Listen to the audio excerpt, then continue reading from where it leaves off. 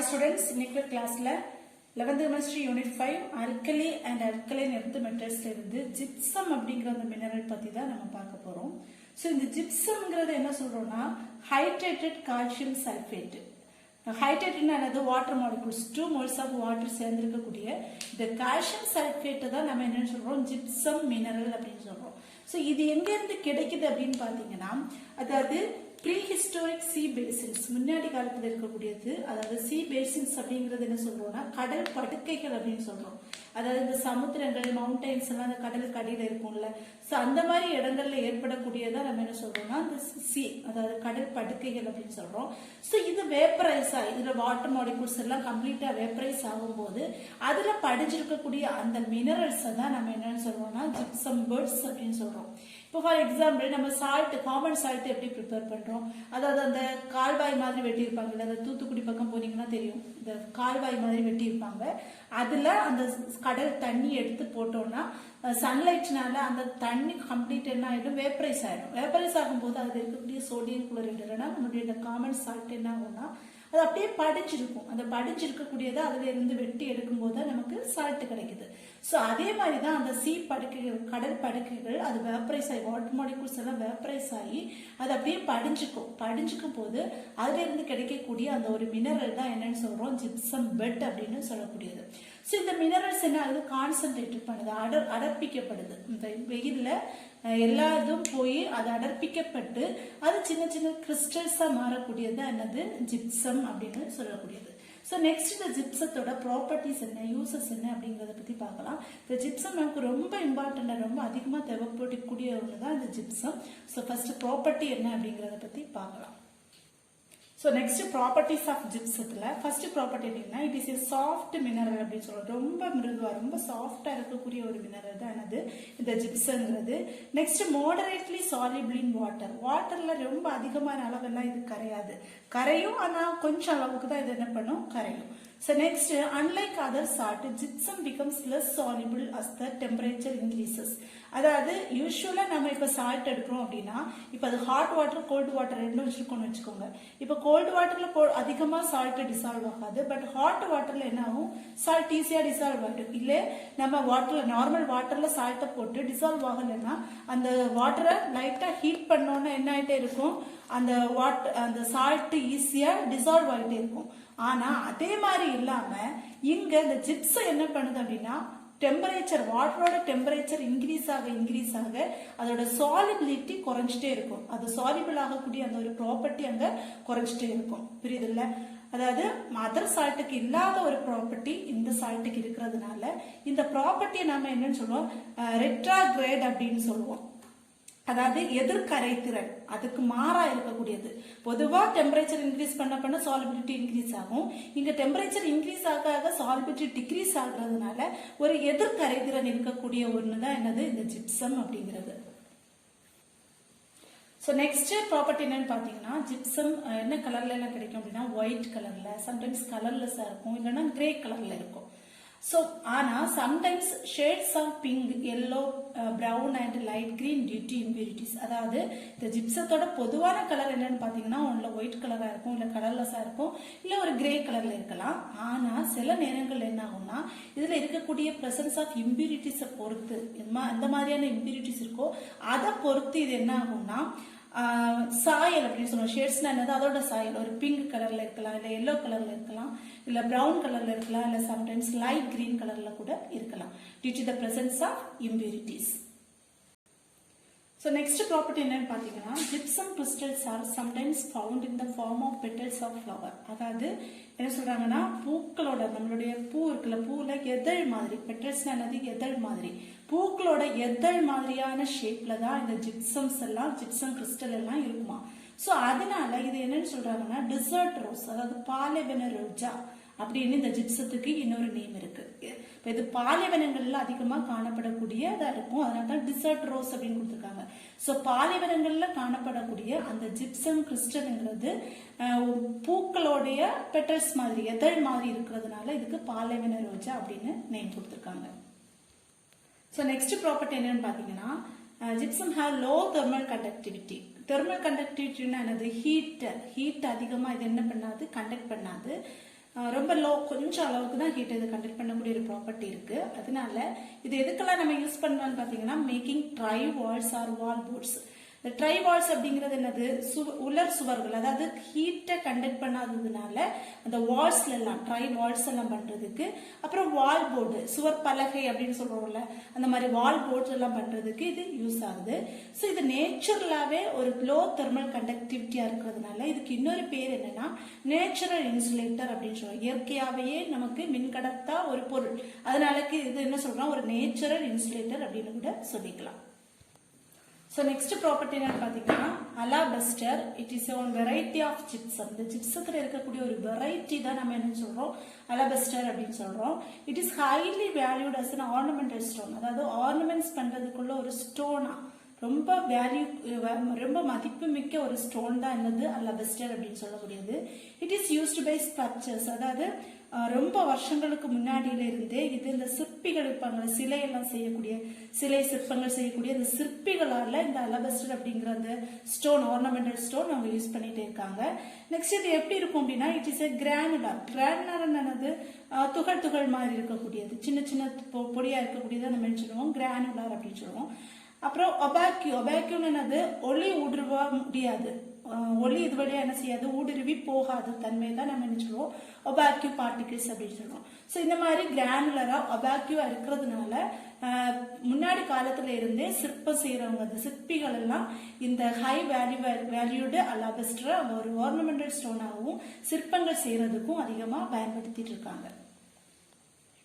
இந்த last property என்னன்னு பாத்தீங்கன்னா இதோட ஹார்ட்னஸ் எவ்வளவு இருக்குன்னா, அதாவது இது ஹார்ட்னஸ் மெஷர் பண்றதுக்கு யூஸ் பண்ணக்கூடிய ஸ்கேல் என்ன சொல்றாங்கன்னா மோ ஹார்ட்னஸ் ஸ்கேல். ஸோ இந்த ஹார்ட்னஸ் ஸ்கேல் யூஸ் பண்ணி ஜிப்சத்தோட ஹார்ட்னஸ் அதோட கடினத்தன்மை பார்க்கும்போது 1.5 to 2 வரைக்கும் இருக்கு.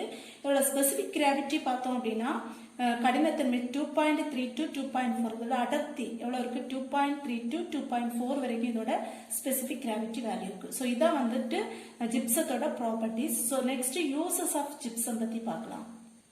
So next uses of gypsum பத்தி பார்க்கலாம். ஸோ இதுல நம்ம ஆல்ரெடி சொல்லியிருக்கோம் இல்லையா, ப்ராப்பர்ட்டில அலபஸ்டர் அப்படிங்கிறது ஒரு வெரைட்டி ஆஃப் ஜிப்சம், ஒரு ஆர்னமெண்டல் ஸ்டோன் அப்படின்னு சொல்லியிருந்தோம். ஸோ அது முன்னாடி காலத்துல இருந்தே அந்த ஸ்கல்ப்சர்ஸ், அதாவது இந்த சிற்பங்கள் செய்யறவங்க என்ன பண்ணிருக்காங்க, இதை ஒரு ஆர்னமெண்டல் ஸ்டோன், அந்த சிற்பிகள் செய்யறதுக்காக சிலைகள் செய்யறதுக்காக இதை யூஸ் பண்ணிருக்காங்க. So அதான் ஃபர்ஸ்ட் யூஸ் கொடுத்திருக்காங்க, alabaster variety of gypsum used in ancient Egypt and Mesopotamia by the sculptors. அதாவது மெசபடோமியா ஈஜிப்ட்ல இருக்கக்கூடிய அந்த சிற்பிகளால பண்டை காலத்துல இருந்தே ஒரு இந்த ஜிப்சம் இல்லைன்னா இந்த அலபஸ்டர் அப்படிங்கிற அந்த வெரைட்டி ஆஃப் ஜிப்சம் அவங்க யூஸ் பண்ணிட்டு இருக்காங்க. ஸோ இந்த ஆன்ஷியன் எஜிப்சியன்ஸுக்கு இந்த ஜிப்சத்தை எப்படி பிளாஸ்டர் ஆஃப் பாரிஸா மாத்தணும் அப்படிங்கறத 5000 இயர்ஸ்க்கு முன்னாடியே அவங்க தெரிஞ்சு வச்சிருக்காங்க. அதாவது ஜிப்சம் அப்படிங்கறது என்ன சொல்லுவோம், ஹைட்ரேட்டட் கால்சியம் சல்பேட் தான் நம்ம என்ன சொல்றோம், ஜிப்சம் அப்படின்னு சொல்றோம். ஸோ இந்த ஜிப்சத்தை 2H2O இருக்கக்கூடியது ஆஃப் H2O மாத்தணும் அப்படின்னா என்னது, CaSO4 of H2O plaster of Paris அப்படின்னு சொல்றோம். அதாவது இதை 300 டிகிரி ஃபாரன்ஹீட்டுக்கு நம்ம இதை ஹீட் பண்ணோம் அப்படின்னா நமக்கு இது என்னதாயிடும், ஆஃப் ஹைட்ரேட்டட் CaSO4 ஆயிடும். ஸோ இது என்ன சொல்றாங்கன்னா அந்த 5000 இயர்ஸ்க்கு முன்னாடியே அந்த எஜிப்சியன்ஸுக்கு அதை எப்படி மாத்தணும் அப்படிங்கறத அவங்க தெரிஞ்சு வச்சிருக்காங்க.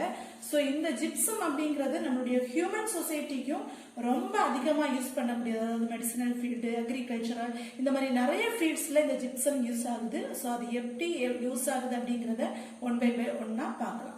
முக்கியமான யூஸ் என்னன்னு பாத்தீங்கன்னா ஆல்ரெடி நம்ம ப்ராப்பர்ட்டிஸ்ல படிச்சிருக்கோம்.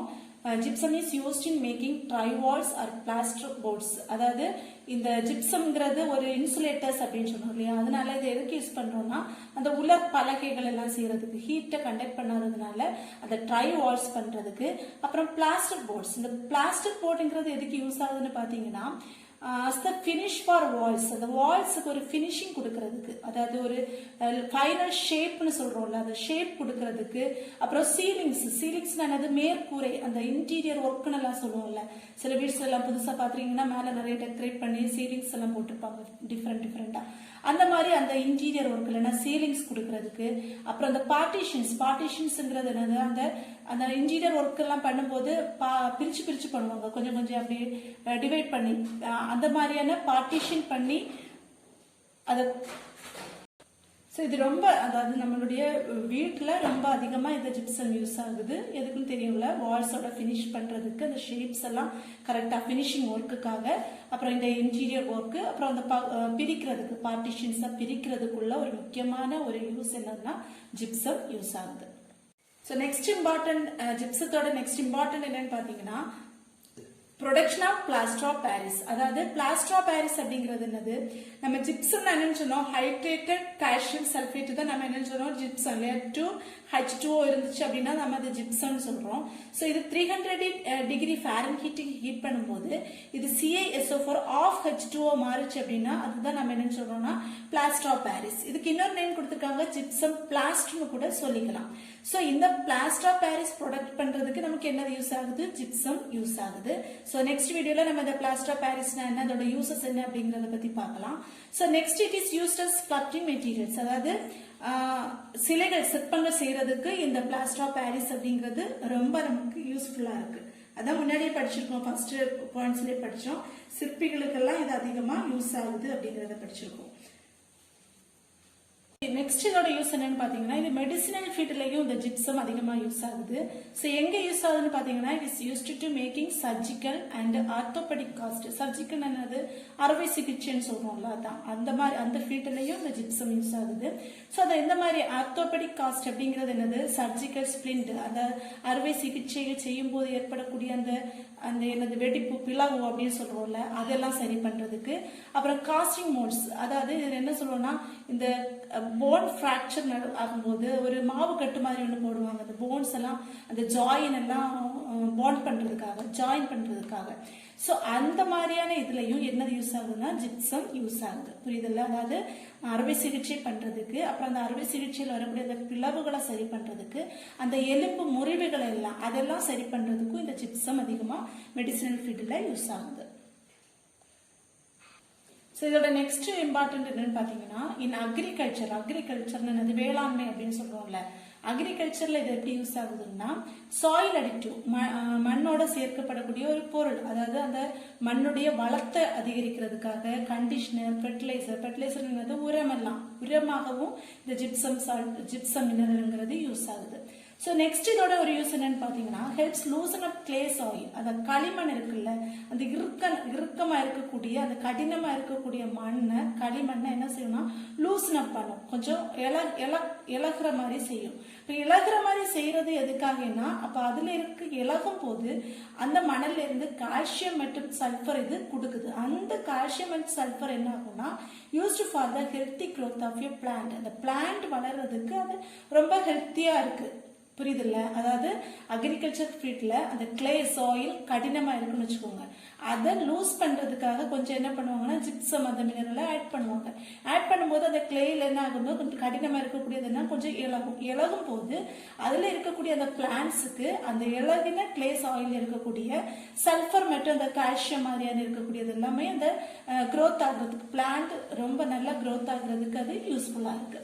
Next it is used for removing sodium ions from soil. சாயில்ல இருக்கக்கூடிய இப்ப அதிகமான உப்புத்தன்மை இருக்கக்கூடிய இடம்னு வச்சுக்கோங்க, அப்போ என்ன ஆகும்னா சில பிளான்ட்ஸ் எல்லாம் வளராது, உப்புத்தன்மை அதிகமா இருக்கக்கூடியது பிளான்ட்ஸ் வளராது. உப்புத்தன்மைனா தெரியும், சோடியம் அயான்ஸ் சொல்லுவோம் இல்லையா, அப்ப அந்த சோடியம் அயான்ஸ் அந்த தேவையில்லாத அந்த உப்புத்தன்மையை அந்த மணல்ல இருந்து நீக்கிறதுக்காகவும் நமக்கு இந்த ஜிப்சம் அது யூஸ் ஆகுது. ஸோ ரொம்ப இம்பார்ட்டண்டான ஒரு யூஸ் தானது அக்ரிகல்ச்சர் ஃபீல்ட்ல.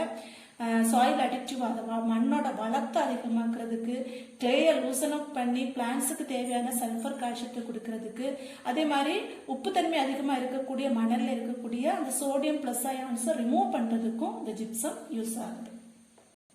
ஸோ நெக்ஸ்ட் யூஸ் என்னன்னு பார்த்தீங்கன்னா it is used in toothpaste எல்லாம் பண்ணுறதுக்கு, ஷாம்பு, அதே மாதிரி ஹேர் ப்ராடக்ட்ஸ் எல்லாம் பண்ணுறதுக்கு இது யூஸ் ஆகுது. எதனால இது அதுக்கு யூஸ் பண்ணுறோம் அப்படின்னா due to its binding and thickening.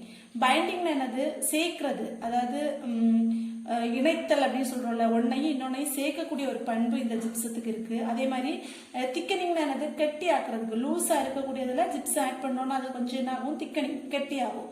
So இந்த ரெண்டு பண்பு இருக்கிறதுனால இது டூத் பேஸ்ட், ஷாம்பு மற்றும் ஹேர் ப்ராடக்ட்ஸ் எல்லாம் பண்றதுக்கு இந்த ஜிப்சம் அதிகமா யூஸ் ஆகுது.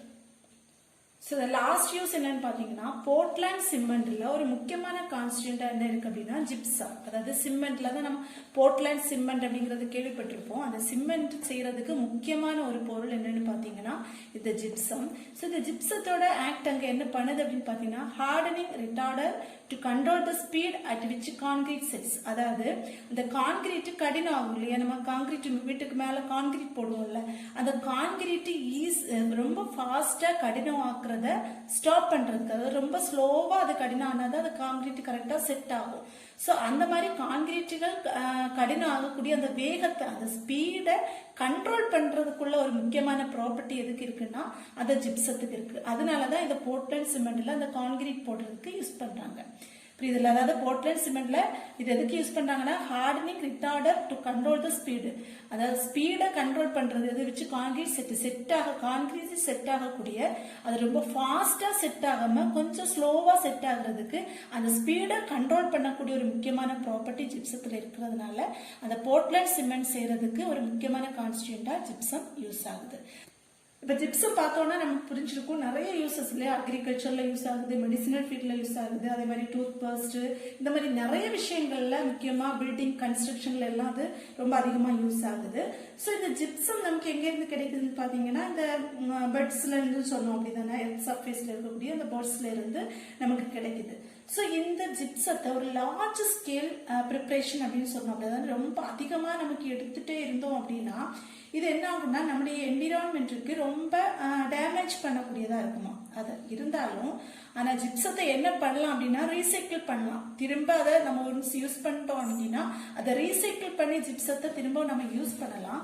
பட் அதை பத்தி நம்ம யோசிக்கவே இல்லை. எதனாலன்னா நமக்கு அளவுக்கு அதிகமான ஜிப்சம் நம்மளுடைய சர்ஃபேஸ்ல இருந்து கிடைக்கிறதுனால இந்த ரீசைக்கிள் பண்ணி அதை யூஸ் பண்ணணும் அப்படின்னு இதுவரைக்கும் யாரும் யோசிக்கல, அதை பண்ணவும் இல்லை. ஸோ இந்த ஜிப்சம் வந்துட்டு ரொம்ப முக்கியமான நமக்கு நிறைய இடங்கள்ல யூஸ் பண்ணக்கூடிய ஒரு மினரல் தான் இந்த ஜிப்சம். ஸோ இந்த ஜிப்சத்தை எப்படி ப்ரிப்பேர் பண்றது, இல்லை அது எப்படி நமக்கு கிடைக்குது, அதோட ப்ராப்பர்ட்டிஸ் என்ன, யூசஸ் என்ன அப்படிங்கிறத பத்தி தான் இந்த வீடியோல பார்த்துருக்கோம்.